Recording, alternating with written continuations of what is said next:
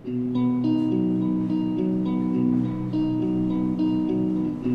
we hear from Michigan Governor Jennifer Granholm. The automotive industry lost more than 100,000 jobs last year. Oh, we've lost, I'm telling you, Michelle, we've lost in Michigan because of we got 13 times more auto jobs than any other state, so we will have lost, I think, by the end of this year, 500,000 jobs. Can you imagine? I mean, that's the entire population of the District of Columbia. Exactly. I mean, it has been our own slow Katrina that has rolled through Michigan. It's been death by 500,000 cuts.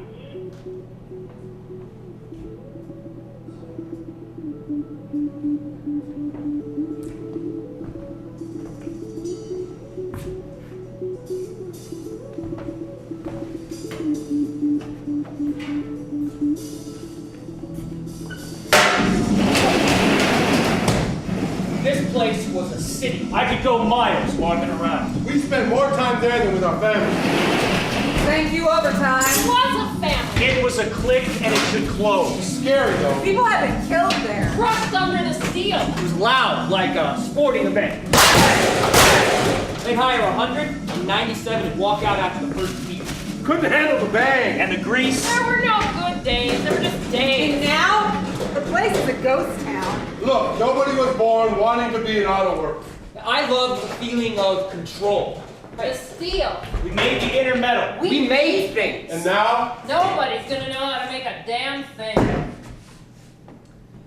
When I was 19, my father bought me a car for $200. A canary yellow 1978 Toyota Starlet. I called it my steed. It wasn't drivable. The clutch was blown and it was so rusted out you could see the ground through a hole in the footwell. Now, my dad, probably like your dad, was an avid car mechanic. He saw people on the side of the road with busted cars and actually pulled over. We had 3 VW vans parked permanently in our backyard, and he traded their organs back and forth.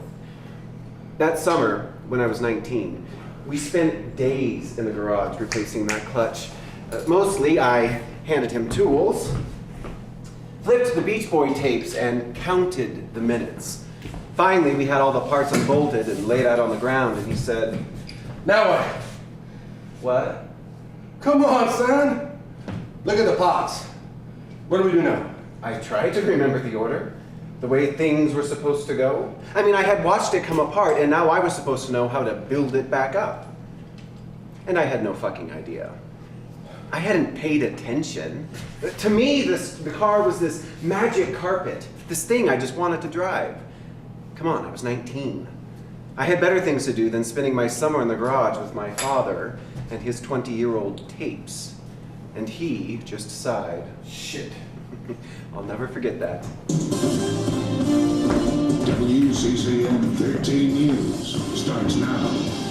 General Motors informed workers this afternoon that the plant on 36th Street in Wyoming, Michigan would be closing immediately.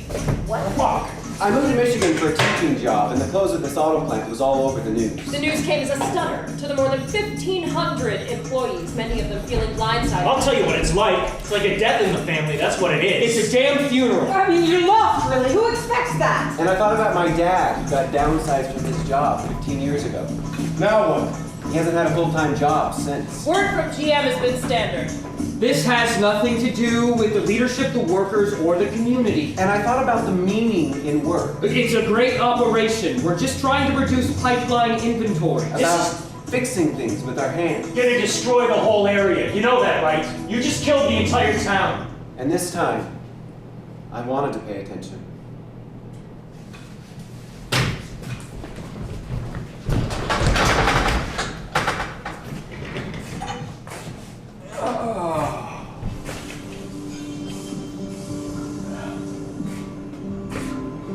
Hey, what are you doing here? I thought you were on second. Overtime. Carol wants a deck. Yeah? Where do they have you?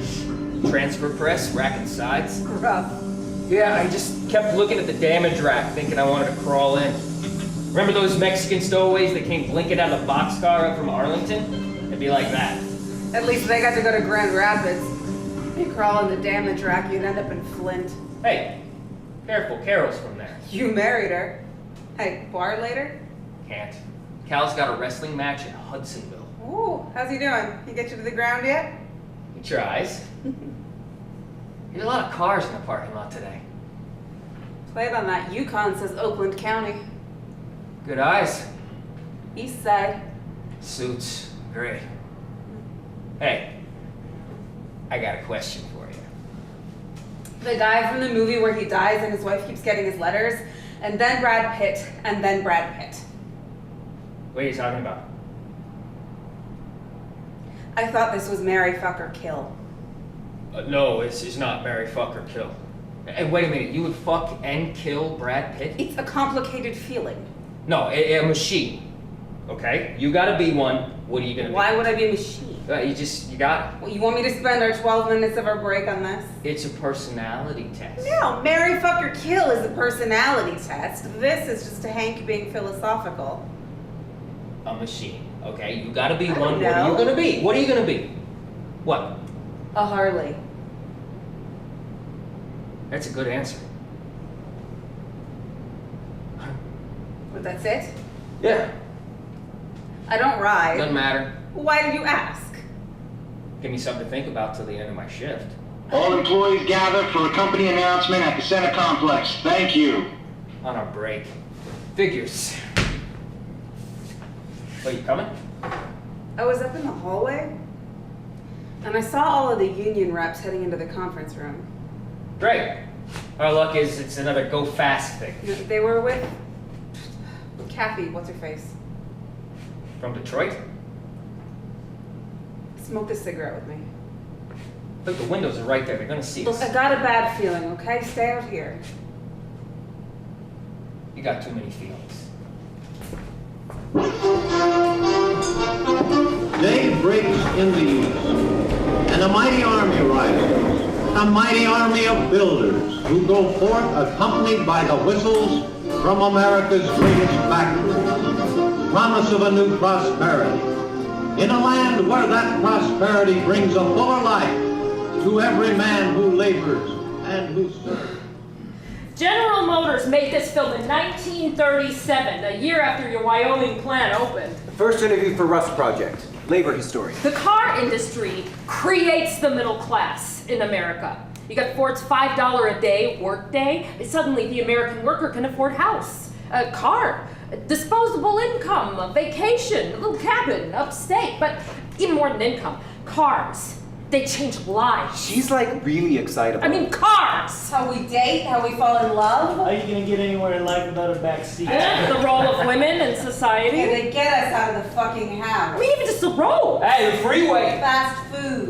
Despite being a blight on the face of the earth, fast food does employ a lot of people. And in 1937, this is a very big year for General Motors. See, their policy became to decentralize. So push plants out of Detroit and into the smaller cities. You get Tarrytown, Baltimore, Kansas City. It's one of their legacies. Sloan played it off like an investment in the community. Well, I'm Spread sorry. Sloan? Alfred P. Sloan, GM president and chairman. Did you do any research before you came and talked to me? Yes. On the internet? Yes. This morning? Maybe. Well, I mean, I get it though. Cars create opportunity, growth, jobs. But even more than that, the car industry, and here I mean GM in particular, creates dissatisfaction. Wait, let me make sure I get this right.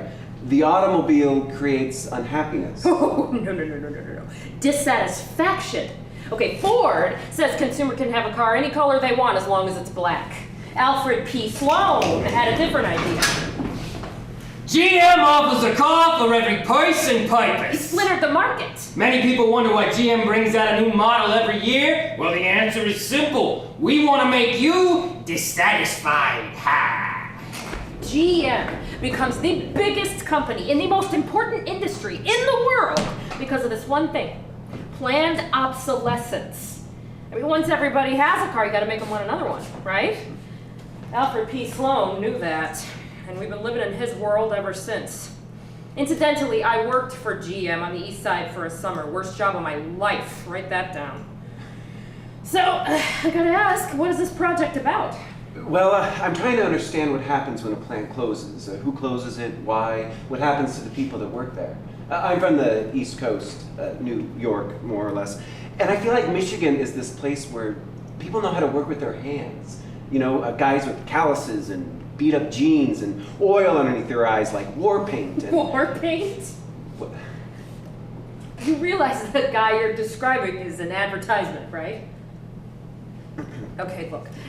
When you go interview these union guys, you might want to think about the way you're dressed. What do you mean? Well, this is just a lot of corduroy. Also, what kind of car do you drive? Honda Accord? Well, I think these interviews are going to be very enlightening for you. Come back and see me when you got a couple of answers. How far along are you? I'm barely at the beginning. It was a General Motors and replacement bondholders and rejected a deal with GM, making it all but certain the company will file for bankruptcy. If that happens, GM will be the largest industrial bankruptcy in American history. June. Driving down Division Avenue from Grand Rapids, I cross under a railroad overpass that reads, "Welcome to Wyoming." Like it has to introduce itself, or you wouldn't know it was there. Wyoming appears to be more of a zone than a town. Just two signs along a giant strip mall. Is this what Sloan envisioned by decentralization? A flag to tell, you are here. I turn on 36th Street and into the visitor's lot of the plant. I quickly realize my tiny Honda is the only non-GM, non-gigantic car in the place. This is familiar. This is high school. This place is huge. Freaking old. And this is James. What's up? James is a former student of mine. Intermediate and advanced drama. James grew up near the plant and I got a grant to pay him to help. Better than the living tragedy at Subway. He's really talented, but hooked on crazy science fiction plots. Not crazy. The kid's father jumps through the time portal to kill his own grandfather because of the incest. We go through the newspaper, the union newsletter, anyone we can find willing to talk to us. Yeah, hello? Yeah, I got your number from the press, and I'm calling about this project that we're doing. Well, I'm not really doing it, I'm sort of helping with it. I'm a part of the... Look, would you be willing to talk, like, out loud, about getting fired from the 36th Street plant and how much your life sucks? Hello? Was that right? I do the cold calls, and James is doing the transcripts. But today we make our first visit to the plant with a camera and start filming. For the documentary. It's not a documentary, James, it's a play. Why are we filming if it's a play? I don't know, we're just covering our asses. Okay. Filming the establishing shot for the Oscar-winning play about the GM plant in Wyoming, Michigan, and... Are you sure we can film here? A security guard comes immediately out of the plant. He's coming right toward us. Keep filming. We're in the visitor's lot. He's not happy. Hello, sir. I'm a professor from the college, and I'm researching the clothes of this plant For a documentary. an ethnography. No one knows what that is. James. I'm just saying. Sir, is there someone we can talk to about getting inside?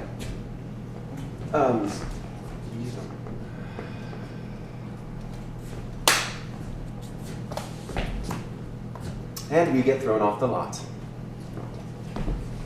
Hey, am I still gonna get paid for this? A week later, I come back. This time for an official tour set up by the union. No cameras. Now, I've never been inside a plant in my life.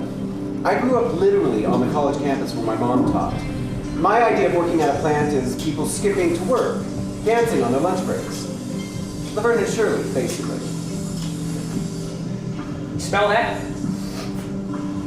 You can't smell the oil anymore, and that's how you know it's really over. Where is everybody? Laid off, retired, what have you? It's a skeleton crew now, taking things apart. Hey guys, come on. You know, it used to be a little city though. I mean, it was loud, like you were at a major sporting event. Hey, come on, make some noise for it, fellas. Yeah. People, moving equipment, horns. Okay, all right, okay. Now, careful, the floor's uneven over there. It's got its own roads. Yeah, I would go 6 to 8 miles a day walking around this place. Now, the plant was divided up. Salary up in the offices, production in the back, and tool and die operations up front. Now, some plants are assembly. They put the car together. We're a stamping plant. We shape the metal parts, inner and outer metal, and ship them off to assembly. Now, do you know what a die is? Yes. Actually, I have no idea. Okay. All right, well, we can show you. Okay, come on. Make it? All right. Okay, now, a coil of steel comes in, and the die trims and bends and pierces it. Oh, like a giant cookie cutter. Sure, like a giant cookie cutter. And out comes a roof or a floor pan. Now, the production guys, they move the pieces from one die to another and out the door. Now, here's one. This is a press. The die goes inside. It's massive. Stand in it. Oh, that's... Okay. Okay.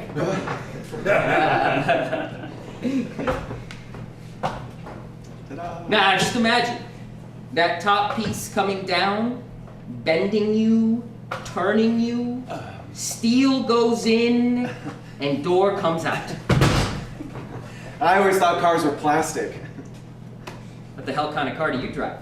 Hey, that's the button. I heard about the button. Yep. To stop the press. Yeah, it better not happen though. Why's that? Because it stopped the line and everything would be a mess. You know, it's hard to understand what happened here with it being so empty. Yeah, well, you should have been here 6 months ago, then you would have understood. So what will you do now, once it closes? Transfer and commute? We got kids, we don't want to leave the school system. Have your kids thought about going into the auto industry? Hell no. Will you miss this place? The building? Nah. But the people.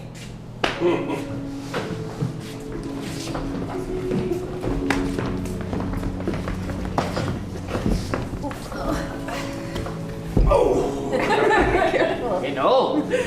It was this amazing feeling of confidence. Like thousands and thousands of dollars of metal and machinery. And you're controlling it. Something coming at you every 57 seconds, and you can take it two ways. You can just be ornerier than hell. Or learn to floor away. Now, I started on the floor pan line. You set things down. And then you press a button to activate the weld. Yeah, it was so incredibly boring. I was afraid I would fall asleep and become part of the floor pan. Mental vacations, that's what I call them. Mind over matter. But you gotta learn to leave all that there, right? You know, so you don't take it home. I was a die maker. Those guys were good. People sent us dies when they couldn't fix them. You could give them the design to the space shuttle. They could build you the space shuttle. And learn to fly the damn thing. And I was always really big into math. Like, I'd read about this math problem, and all day long I'd be like multiplying shit in my head. People thought I was on drugs. I thought he was on drugs. I worked in the pit, down in the basement, cleaning the conveyor, taking the scrap. Yeah, we'd smell food coming up through the floor. Yeah, a crock pot and a deep fryer. Yeah, they roasted entire turkeys down They there. had parties down there. They had guitar lessons down there. Now, you weren't supposed to, but... With all the overtime we worked, we spent more time in the plant than we did at home. It was where we lived. Get pizza over the back fence. The water fights. You know, I don't know how you're gonna show any of this. You know, a good day at GM was when you got home with 10 fingers and 10 toes. A good day was when we accomplished something. When our machines didn't break down. And when they did, I never had an employee that made me the boss that made me a better employee. Maybe a worse one. Good day I'll be working for myself. When I could look at a job and get it done by the end of the day. maybe even faster than I thought I could, That. was a good day. And a bad day was when someone stood up there on the podium. That's when you knew it was a bad day. Effective immediately, the Grand Rapids Metal Plant will be phased out of operation. We will cover all of your concerns in the body of this speech. We will not be taking questions afterwards. Everyone was stunned. So what was that like for you? What was that like? This is a sad day. Yeah, she didn't look too sad. How did you feel? We met with them right before, and we told them we're gonna make this as fucking hard as possible for you to do this. This isn't right. We were just numb. I mean, everyone was just coming in for second shift, and they were like, what just happened? We will not be taking questions. You know, before, You talked about work, right? Like what you were gonna do, what you would have and achieve, and standing there, I just thought, what are we gonna talk about? And the reps? When I walked down that aisle, it was the longest walk I ever took. You know, people are just looking at me for a reaction, thinking, what the hell is going on? And one woman who voted for me to be union rep, she came up to me and said, You said we were gonna be okay. and I said, sure, I thought we were, okay? I had no clue. It was the best kept secret I ever saw. We will not be taking questions.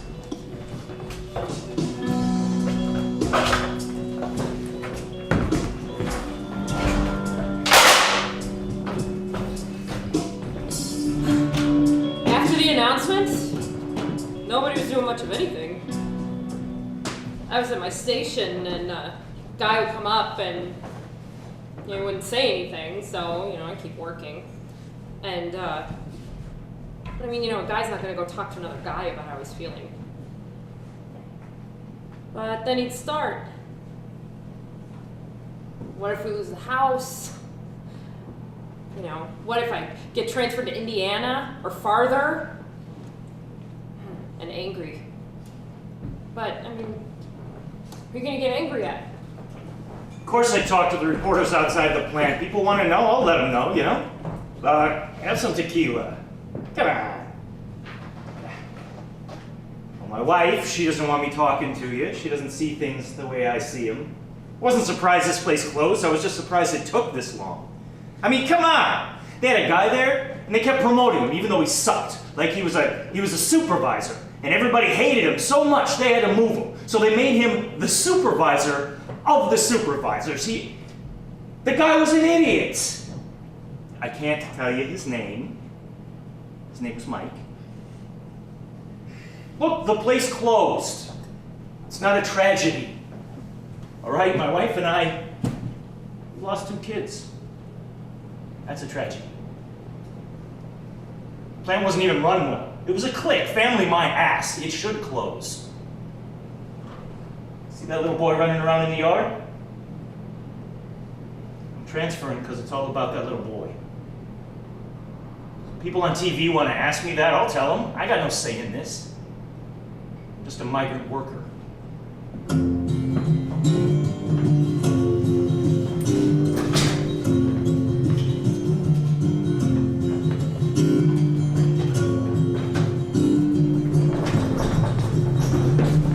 How does it feel when life doesn't seem real and you're floating about on your own?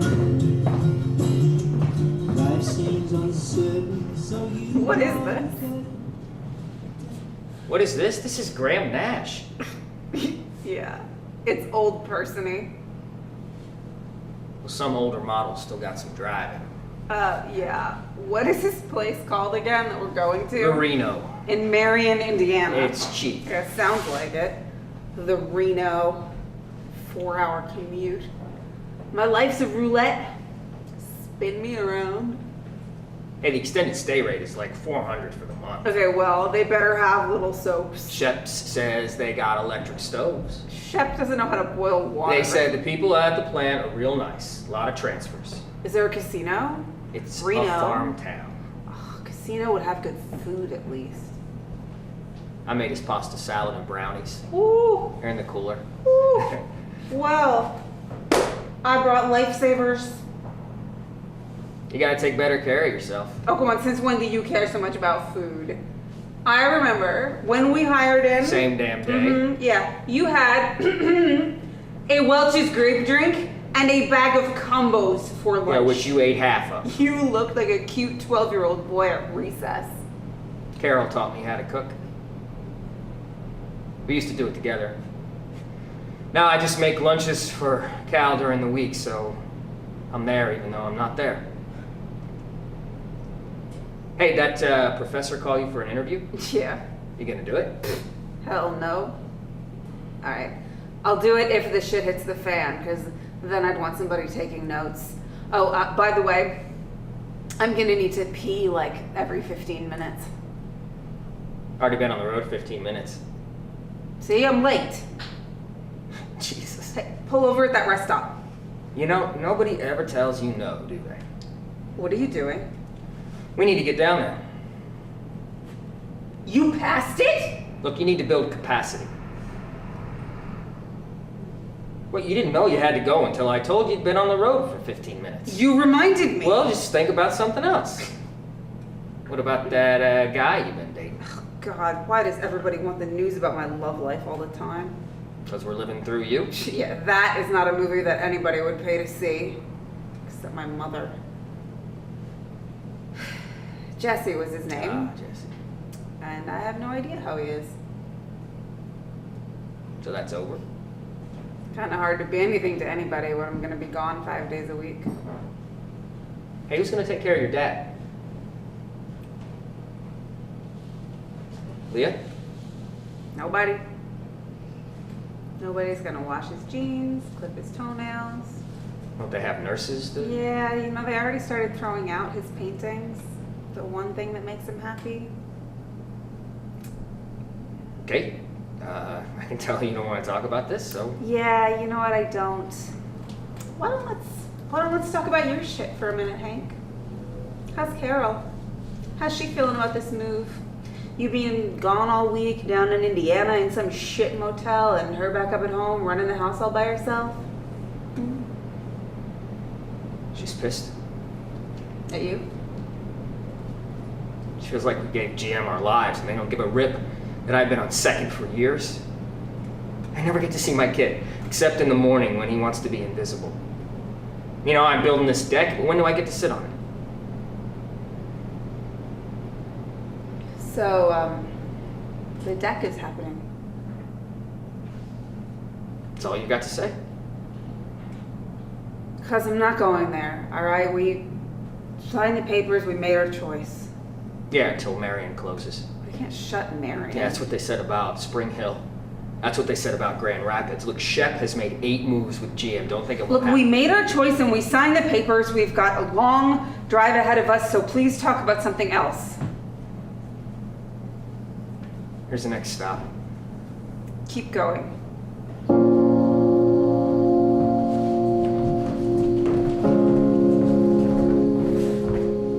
Now, it is the end of an era, and it might seem that that phrase is overused, but in this case, it is completely appropriate. Indianapolis GM stamping plant closed its doors for good today after 80 years in business. 24-hour news anchor Deanna Dewberry takes a look back at the once bustling plant on the city's southwest side. Who could have imagined it would come to this? A lot once packed with the American-made cars of 5,000 employees, now an empty echo of what once was. These workers are the last of the lot, left with little more to do than lock the doors. What's this last day like for you? Pretty emotional. I'm an hour north of Grand Rapids. Way the hell out in the woods. For an interview with a longtime tool and die guy at his trailer. I've heard he's sick. With all the talk of GM loyalty, I'm curious to see what he has to say about it. And by the way, I'm wearing the ugliest t-shirt I own. Peaceful, huh? Yeah. I love it up here. It's beautiful. I can tell you if a twig is broken off that tree, or if there's a rock out of place, or there's some animal crap I didn't see yesterday. Yeah. It's gotta be over an hour drive from Wyoming. If you go the speed limit. Must be a nice change to come home from the factory to this. I've been sick, so it's a nice place to recuperate. Prostate cancer. Ah, I'm sorry. My dad just had the surgery and had the seeds put in. Oh, good for him. Yeah. You know, it's a little weird getting an email from your father with the subject line, "My penis is radioactive." Oh boy. I've been battling for a couple of years. It's moved up into my spine. I had an operation, that's why I wear the brace. I go back to work on Monday. Don't you get time to recuperate? Oh, I want to work. I love my job. Let me just say, GM was a great company. Oh, I know there are guys that go home and they hate everything they do. But I love being a die maker. Well, this bankruptcy must really... Oh, it hurts.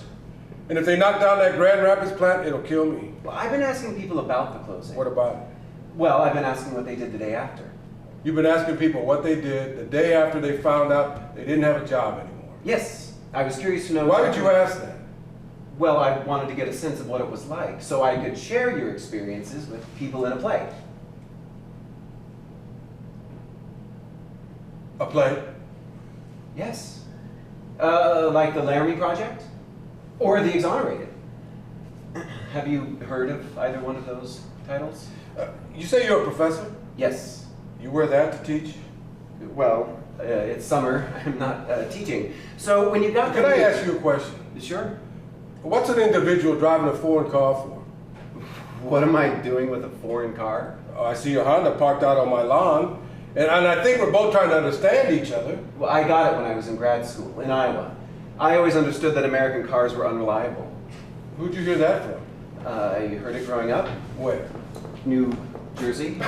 The coast. They give us our biggest negativity. Well, why would that be? Who knows? Heard someone bragging about how much they make, how little they do. See some GM running, see some CEO running GM making what, 17 million? Well, that must bother you. We're a capitalist country. I don't get mad at GM. I don't file for workers' comp. Lots of people get sick. It's the shit you deal with. Well, don't you ever think that the cancer might have been caused by working in that kind of place? Without a doubt. They've tied prostate cancer to metalworking fluids, and there's no prostate cancer in my family. Does that make you resentful at all? I had a great career there. I want to live my life the way I want to live it. And I'm going to die when I'm 90 as a die maker. So you're not bitter? GM, they gave me an opportunity and a couple of risks. Getting a job is a risk. Getting sick is a risk. That's a big risk. From where you sit in your reliable car. Don't bring that piece of shit back up on my property.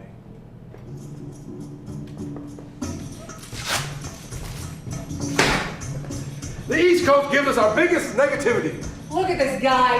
$30 an hour to press a button. I bet he didn't even go to college. Couldn't go to college. Not good enough, not smart enough. I don't make $30 an hour. I work hard. I went to college. I could press a button. It's just more people getting what they don't deserve. $30 an hour. $30 an hour? Hey, it's the unions. Hey, we gotta break the unions. It's not like the companies are gonna stop paying them. Right, they'll just pay them what they're worth. Yeah, how much is that again? Hey, that $30 is real. Whether you break the union or not, either the worker gets it or the company gets it. And you don't need college to know that. I drove the Starlet to my sophomore year of college. My dad had lost his job that spring. You packed your car like a goddamn Calistoga wagon. He started doing security jobs, limousine driving, anything to keep the money coming in. So you're telling me you got no questions for me? And I can't help but feeling that my relationship to work, well, this kind of work, is like my relationship with my father. Now you remember how to work the brake, right? Do not ride the brake pedal. But that makes no sense. You downshift. I got it. And don't forget about the throttle, because before you forgot about the throttle. Now if the headlight gives you any trouble, you can get one cheap at any junkyard. So. I never understood what "so" meant. I knew something had ended, but I didn't know what went in its place. So you got nothing for me. You know I'm not going to be here forever. Isn't that what my AAA card is for? Oh, you're going to let someone else touch your car? Preferably. Don't be smart. You say the exact opposite when my report card comes. I mean, it is why we have AAA and car mechanics. Sure. You're going to call someone else, let someone else touch your car. You know, it's good to know how to fix something. You know how to just do it, you know? To help. To be able to just fix something. I gave you some extra fuses in your glove box. You overestimate my skills. Your car has training wheels practically. Well, to you? Call me then. I'll come up. What else do I got to do? I looked at him and realized, without his job, without something to tell him who he was beginning to lose the plot. And it was going to get a lot worse.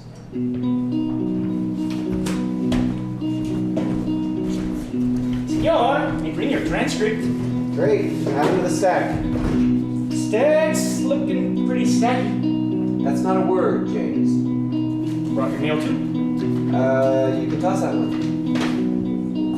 It's from your dad. Yep. And you're throwing it out. It's just newspaper clippings, James. It's what he does instead of actually communicating with me. You know, transcribing's freaking hard. 1 hour you talking, it's 3 hours of me typing. My third eye opens and cries. You should try racking sides for 8 hours. Hey, James, what does your dad do? He owned a bar in Wyoming. He passed away when I was a kid. A lot of factory workers used to come into the bar, though. Dad said factory life was good for business. Did you ever think about running it? Oh, hell no. We sold it right after he died. Besides, I want to write screenplays. I have a killer idea for Tron 4. Tron 3 hasn't happened yet.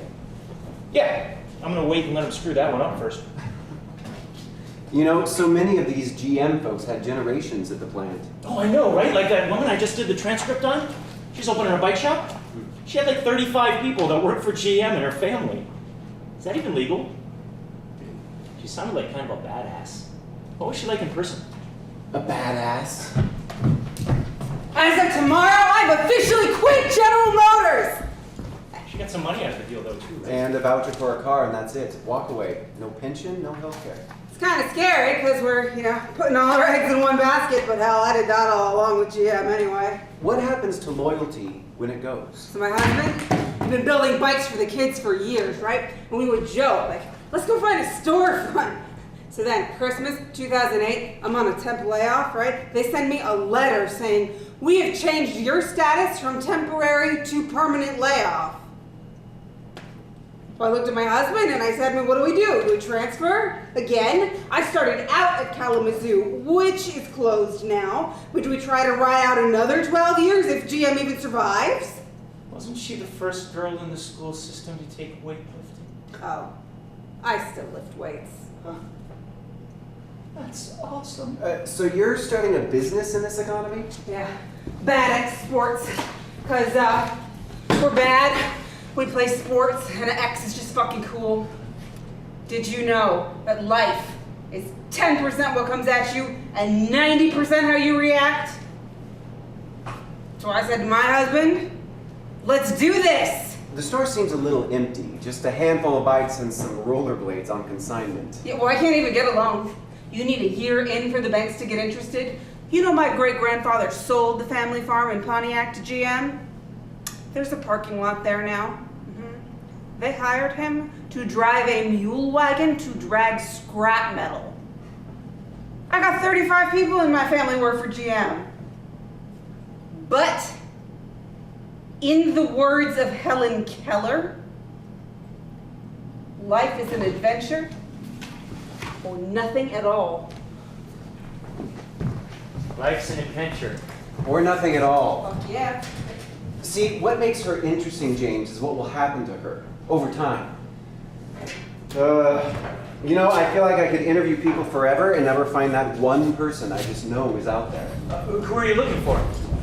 Her?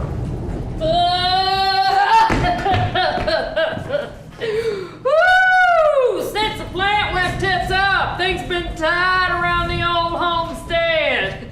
First time we ate squirrel for dinner, I thought, fuck. Second time, I thought, shit, this shit's next wild wings. Third time, Mark got up from the table, puked himself, and said he'd rather eat out of the bird feeder than eat squirrels eating out of the bird feeder. He took the kids to his mom's and left me home with the bottle opener. So what's been keeping you busy? I had to look up how to tie this knot on the internet. Damn thing is, I had to quit paying the bill, so I had to go down to the public library with a goddamn homeless. Whew. Oh, do you know most people hang themselves in stairwells? They just throw themselves down. That tree that's out in front of the plant, the one with the hard hats and boots dangling, guys have been throwing them up there on their last day of work. Why do they do that? Well, I think it's pretty fucking obvious why they do that. Well, I just need it for the recording. Awesome. Could you try putting that into words? It's a commemoration. It's a sign that we were here. You know, they can take away all our machines, but what are they gonna do? Take down them helmets? The broke ass city of Wyoming gonna pay for it? What did it feel like to see yours up there? Well, I fucking missed. So it didn't feel too goddamn good. Your trouble is you're late. People don't want to hear what they already know. So what do I do? You go ask the questions we can't. I mean, I may have tied this knot, but there's sure as shit somebody else holding the other end. Believe that!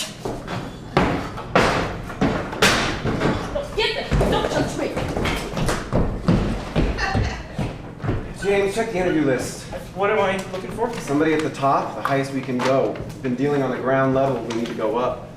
Here's one. You wrote down next to his name, GM Corp. That's it. We've talked to the people that open that plant's doors each morning. We're the ones that close it at the end of the day. Right.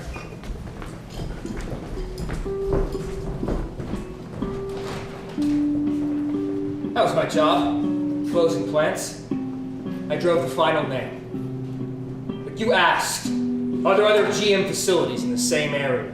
You did the basic public research. Are other businesses hiring? Could GM workers be absorbed without being displaced?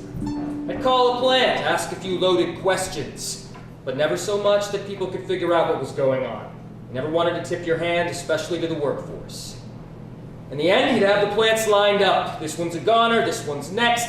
Keep it, close it, mothball it. We called it rationalization. And that was GM headquarters, otherwise known as my time in hell.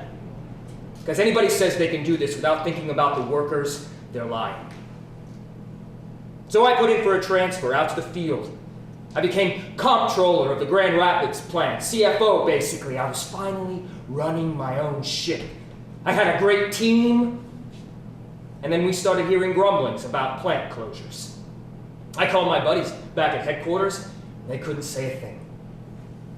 See, I never thought a close would happen to me. I expected Marion, Mansfield, but shit didn't matter, they just kept taking them off. So I retired. After 40 years, my last day, I just snuck away. Now, I didn't want a party. My wife had out a scotch and a bowl of popcorn for me when I got home. But then Thanksgiving came. And all the kids and grandkids gathered around, and I brought out this box. My certificates of merit from the city. My awards from the Chamber of Commerce. Kids had never seen any of it. I said, this is my retirement party. You were the ones that I worked for. You were the ones that got me through.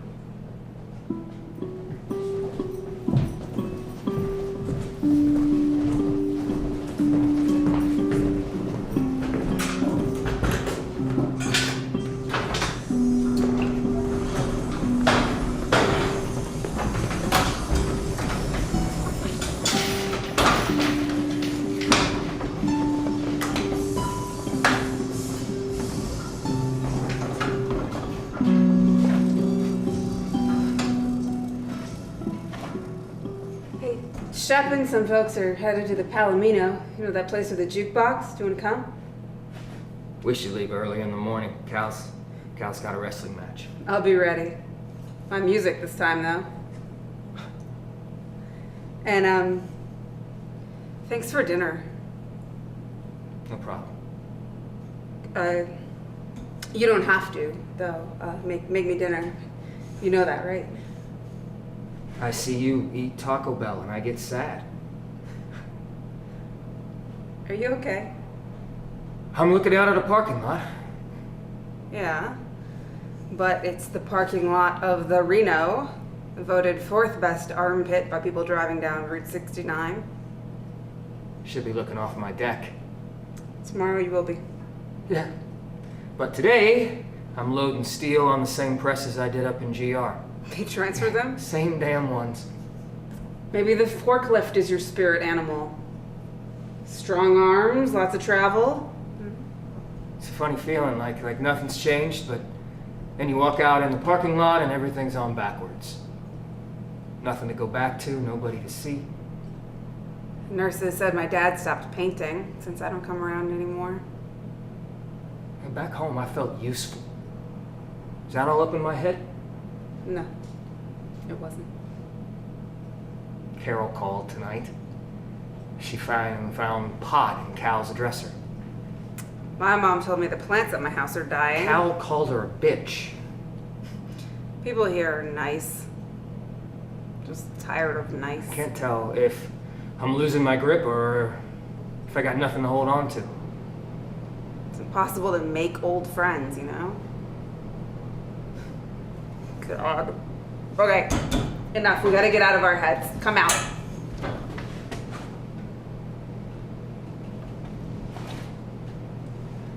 Or What? we could stay in.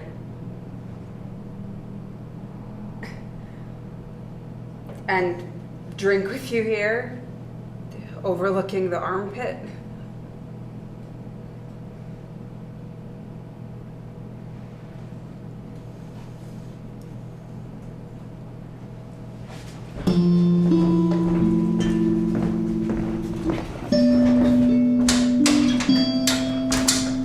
Who could have imagined it would come to this? A lot once packed with the American-made cars of 5,000 employees, now an empty echo of what once was. These workers are the last of the lot, left with little more to do than welcome homes. What's this last day like for? Yep. Seen a lot of people come and go, and make a lot of new friends. Made a real good living here.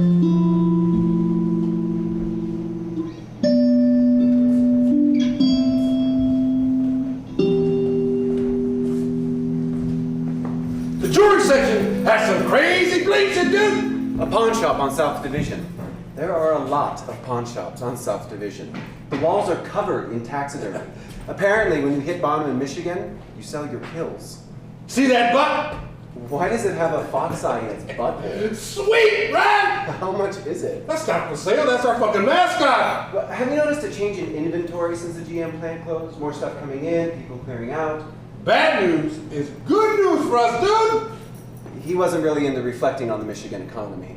I don't give a shit why people are bringing their shit in. If you want to know how the people of Wyoming are doing, go ask the fucking mayor. So I did. You're seeing bad stuff. Domestic violence, for one thing, is up. People just picking up, walking away from houses trashed, full of garbage, infested with rodents. On the other hand, apartment occupancy is up, which is good. Look, GM was our biggest taxpayer here. 4 times bigger than anybody else, and we only have 2 sources of revenue: property tax and income tax. And we've just seen the bottom drop out on both. So the public sector's taking the biggest hits. Fire department, police, the schools. I've never been a good sleeper. Just last night I was up making cut lists. Not last night, because last night I got home late from watching the Tigers. But the night before I'm at my computer at 4 or 5 in the morning and I'm trying to decide if I cut police or fire, how does that affect things? So what's going to happen to the plant? The place is going to have to come down. A lot of people talked about Susie and the taco bar, Brands, for the third shift guys.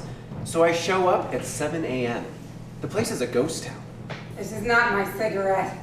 I'm just borrowing it. She had worked there for over 20 years, and she's standing alone in a bar at 7 a.m. with a bunch of television screens with ESPN on.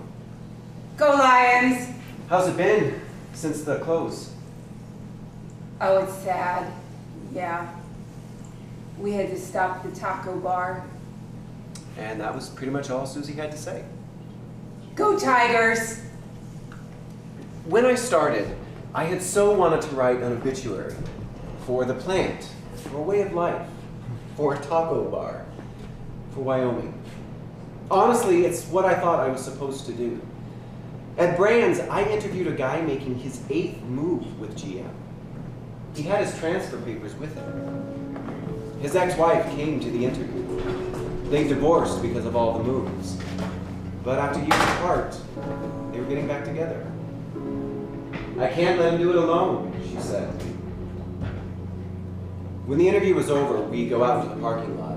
I'm about to leave when I see them just standing there, opening the door of his truck, just holding one another. And it wasn't the answer to a question. And it wasn't drama. It's life.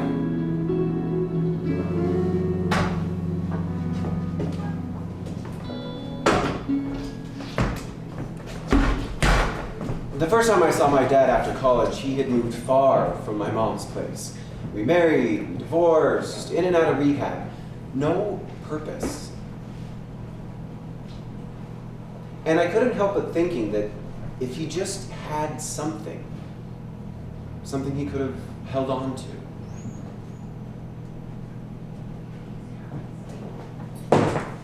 I miss your car.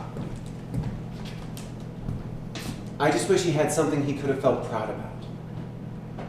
I miss working on your car. The Starlet? I sold it. What? He seemed so betrayed. You didn't even tell me? I'm blindsided here. I was 22. I thought I knew how everything worked. Well, it's gone, Dad. So what are you gonna tinker with now? I don't know. I really don't know.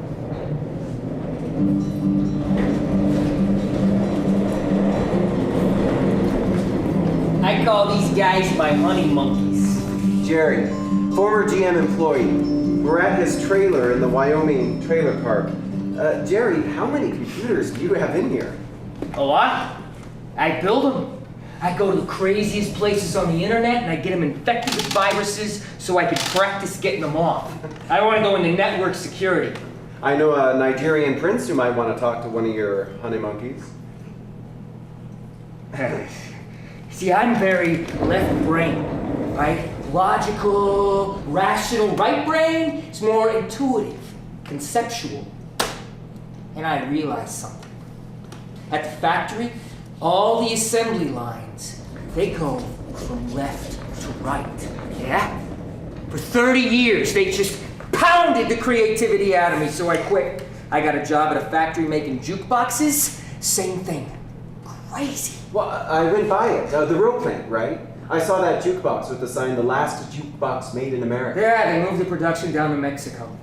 They actually sent somebody up for me to train and follow me around for a few days. I don't think he understood anything I said. After 30 years, you must know that place like the back of your hand. Yeah, I had so many jobs. It's unbelievable. I built vending machines, bill changers, jukeboxes. I had a job grinding weld marks. I had to wear earplugs and earmuffs, and still my ears rang. I would go home at the end of the night, I would blow my nose into a Kleenex, and I could pick it up with a magnet from all the metal shavings. But I made $16 an hour, which isn't bad for a factory kid with no diploma. You know, I read a paper that you wrote. Yeah? From my psychology class at school? Yes, never too late for a turnaround. Yeah. Yeah, they have a special class at the community college for those of us who lost their jobs. See, we never been to college before. The saddest part of losing my job wasn't losing the paycheck. It was saying goodbye. Yeah, I'm no writer. I flunked kindergarten. No, but this is great. I was numb and depressed, but that is no way to prosper. Yeah. I mean, after the close, I started to pour a little brandy in my coffee in the morning. Like a couple of beers. For lunch, I'd stay up all night. Hey, listen, I know one guy, he crawled in a hole and they didn't find his body for days. So I poured all my alcohol down the sink and I am changing the way I think, right? I love martial arts.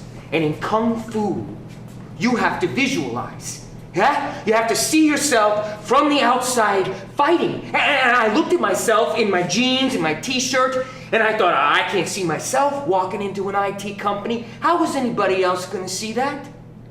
Dress the part. Think the part, be the part. So I went to Goodwill, I got me some nice pants, and I'm gonna get that right brain. When I leave Jerry's place, it hits me. I just met the person I thought I'd find. And the only reason he's going over his old job and the old ways of doing things is because I'm asking. So I'm done. See, I'm starting over. But maybe 20 years from now, some kid will pick up that essay and it'll mean something to him. I'm done with the history, with the past tense. See, for a kid that flunked kindergarten, I want what he wants. Wouldn't that be a turnaround? I want the future.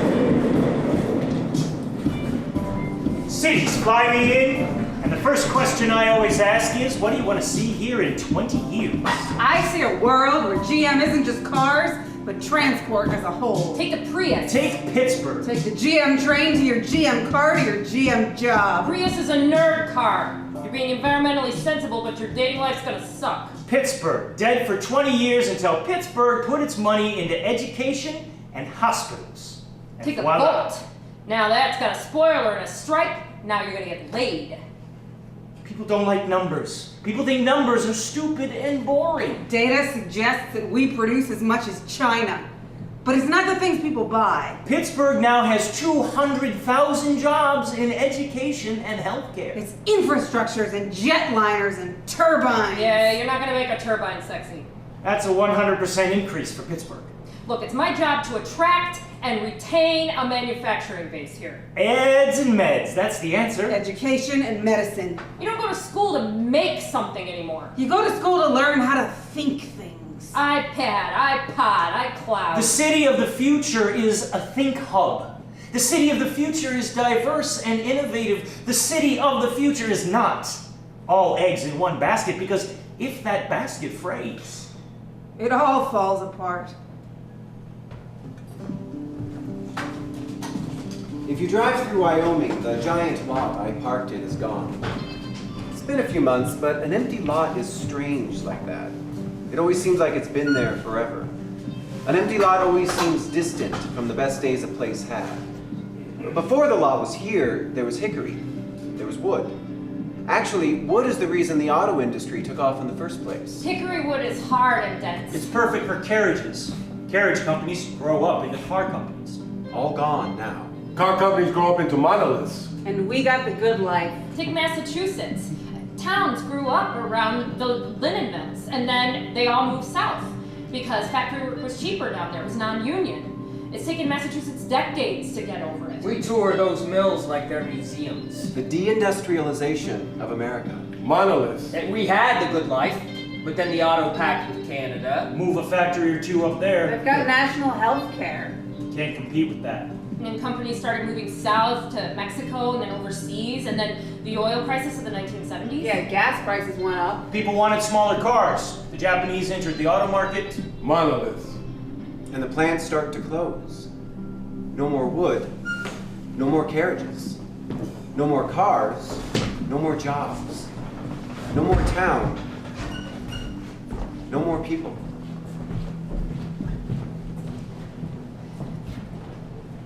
I didn't really think it was my identity, you know, while I was doing it, but then I guess it was. I transferred to Lansing, and I ended up with one of the worst jobs. We use these big wrenches to torque in seatbelts, and so you reach up above you and grab a wrench, and it snaps your arms up, so you gotta wrestle it down. 10 hours a day of continually doing that. My son cried when he saw the bruises.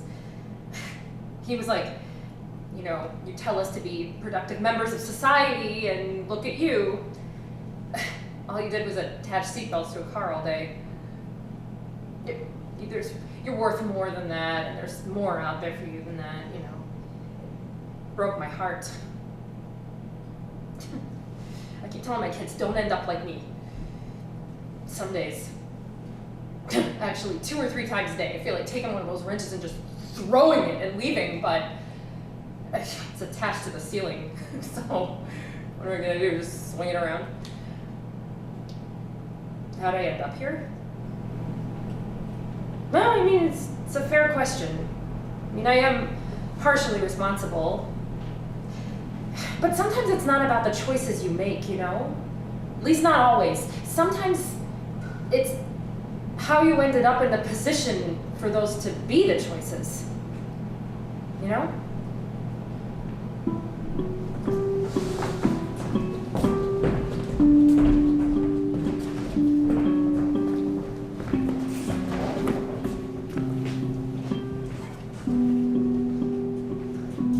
Wanted to make you something. So I bought your box for cake. It's red velvet. It's your last meal on earth, right? Yeah, we need to talk. Let me just say this first. So I got the eggs, right, and the oil, and I followed the directions, and I ate half of the batter, which I'm like really proud of, by the way. And then I realized that I didn't have a cake pan. It's like the most basic thing, right? I guess everybody has a cake pan but me. So I picked up the phone and I called your number, your home number, without thinking. I'm sorry, because I knew that you would have one, because you have everything. And Carol answered, and Leah, it's so good to see you. Hey. It's a great day for a picnic. Looks like the whole union's here. Yeah, they're closing down the hall. Yeah, it's a sad day. Yeah. Hank, would you go get our stuff out of the car? Sure.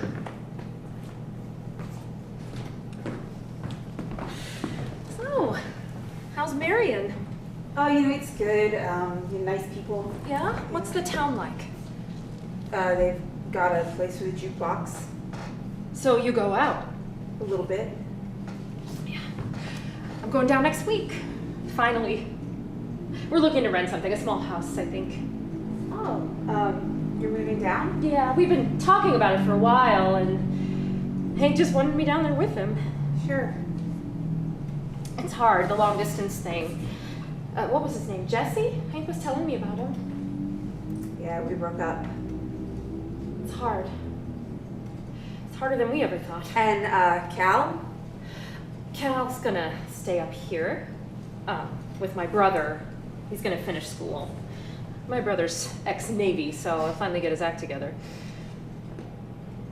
So anyway, what I wanted to say is I really appreciate you looking out for Hank. It would have been twice as hard on his own. Well, he's a really great guy. He fed me like a couple 100 times. He likes to feel useful. Oh, and we'll be going down with stuff. Full up, really, so we won't have room in the car on Monday. Good to know. Oh, Hank is probably getting cornered. I should go rescue him. Carol, I need you to be angry.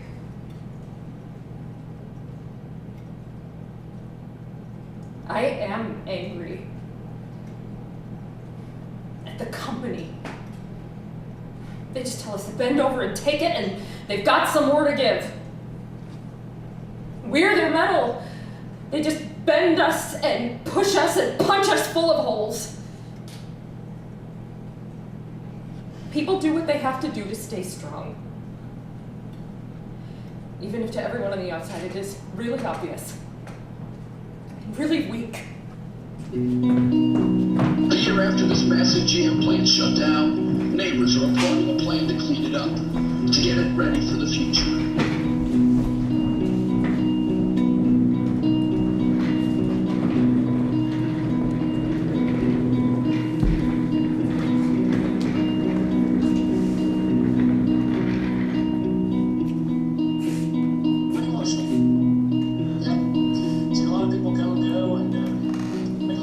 A year later, the 36th Street plant is slated for demolition, and the demolition has begun.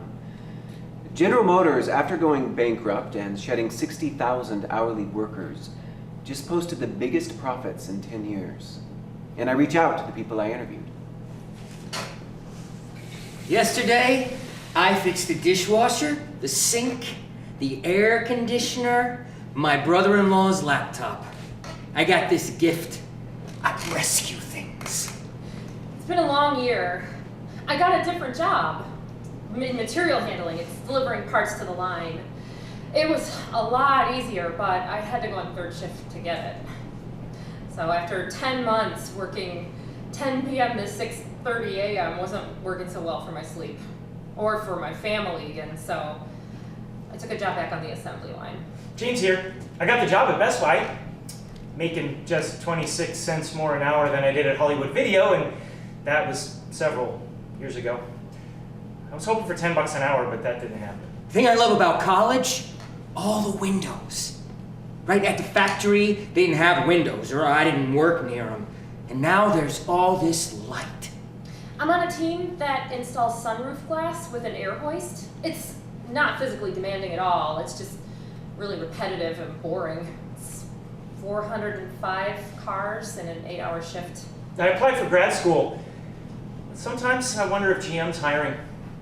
Oh, and I heard from Erin at Bad Egg Sports. They're in the black. She says they're hanging on by their fingernails, but they're hanging on. We're all holding our breath.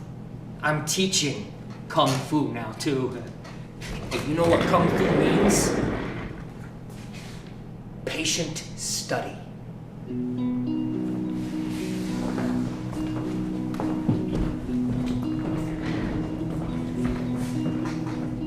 my car.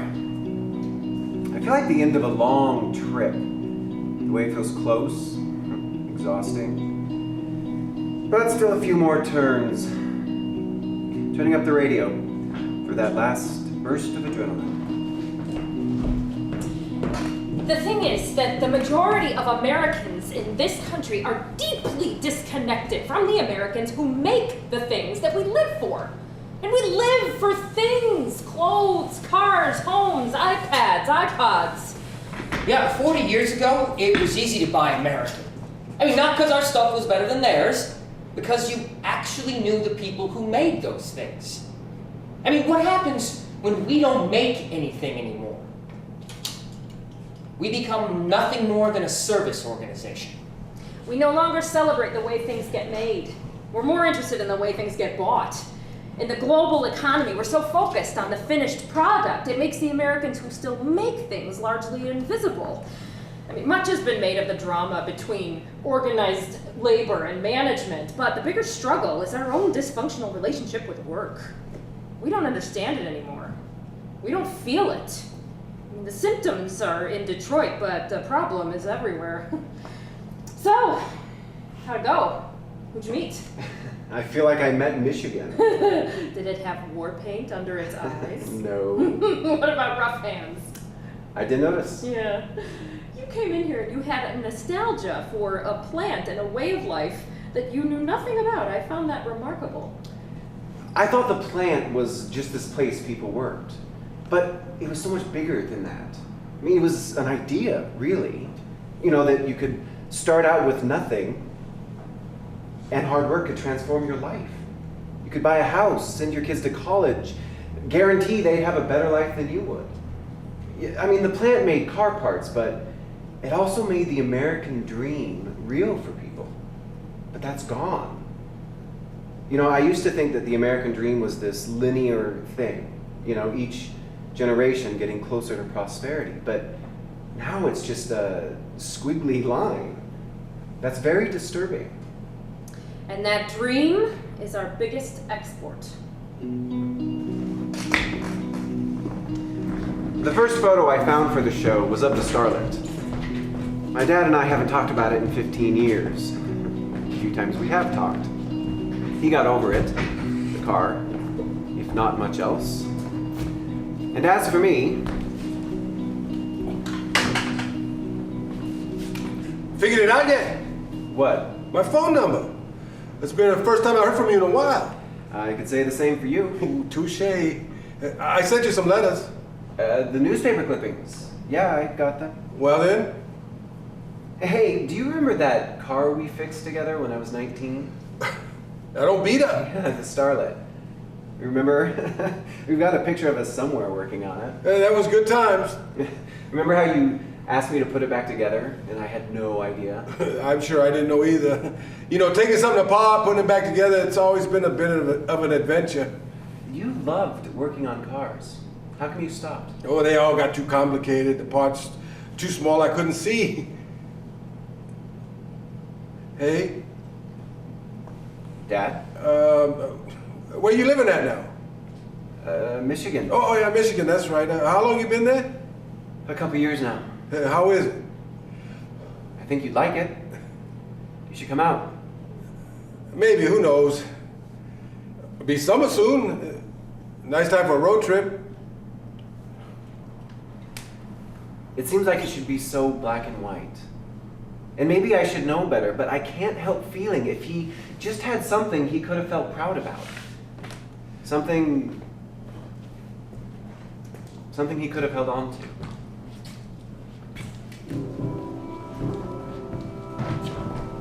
A plant closing? That's not a tragedy. We no longer celebrate the way things get made. We're more interested in the way things get bought. I needed a change. I'm not mad at GM. They gave me the opportunity. We're talking permanent lifestyle adjustments. Business as fucking usual for the gentleman. Look, 30 years from now, nobody's gonna know how to make a damn thing. And I realized how quick 3 months could turn into 3 years like that. They have the curse of being well taken care of. Business is fucking usual for the general. The plant made car parts, but it also made the American dream real for people. But that's gone. It used to be our factory. Metals. In and out of metals. Metals appear strong. But metals have failures. Maybe it's something important you can never get back. Metals get attacked by the air and become soft. Back home, I felt useful. Rust is a breakdown, but it is also a transformation. Rust is very difficult to stop.